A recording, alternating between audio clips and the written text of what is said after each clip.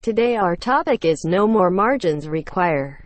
In a modern approach to spacing, everything in CSS has a box around it, and understanding these boxes is key to being able to create layouts with CSS, or to align items with other items. Let's talk about the problem of margin. As we can see in the box model, margin affects the component's surroundings.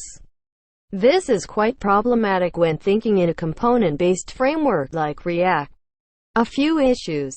Margin breaks component encapsulation. A well-built component should not affect anything outside itself, and margin makes reusability harder.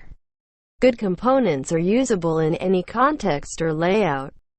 The key takeaway is that margin does not affect the component itself, it affects its neighbor components, pushing them off. Because of this, if we wanted to place this component in a different context or layout, margin would get in the way of reusability.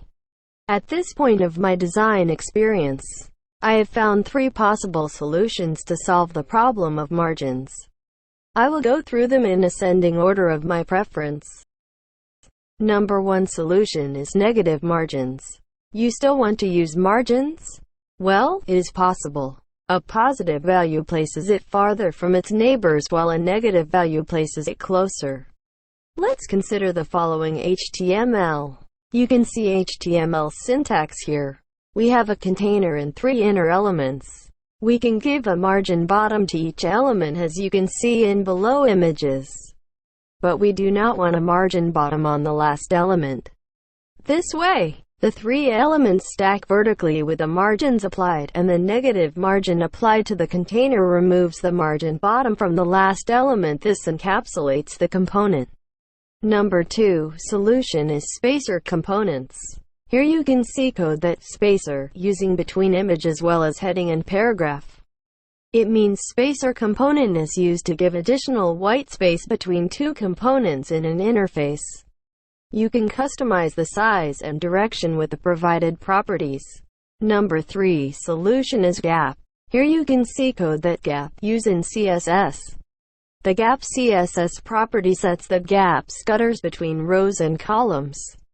It is a shorthand for row gap and column gap. Let's wrapping it up. Let's stop using margin. It breaks the isolation of components and makes them harder to be reused in different contexts.